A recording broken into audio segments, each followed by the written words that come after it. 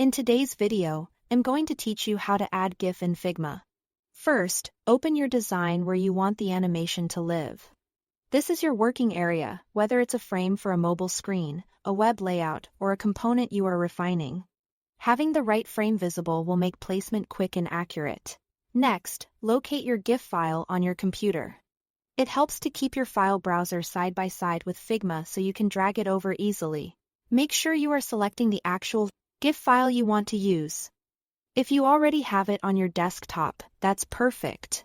Now, directly drag the GIF from your desktop into the Figma canvas, and then position it where you want it to appear.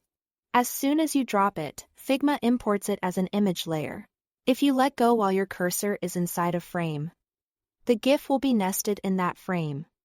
If you drop it on the canvas outside of frames, it will sit on the page. From there, click and drag to move it into place. Use the smart guides to align it with other elements and keep spacing consistent so the layout feels polished. You can resize and move the GIF like any other image. Drag the corner handles to scale, hold Shift to keep proportions, or Alt or Option to scale from the center.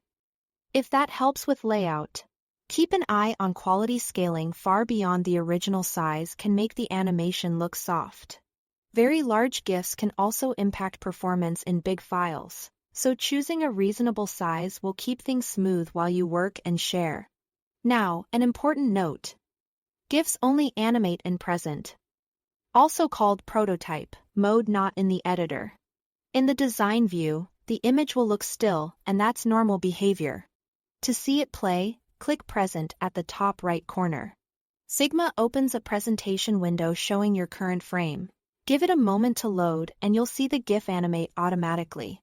Use this preview to check timing, looping, and placement relative to other elements so you can confirm it feels right in context. If it looks still in the editor, remember, that's expected. The motion only runs in present mode. That's all there is to it. Thanks for watching.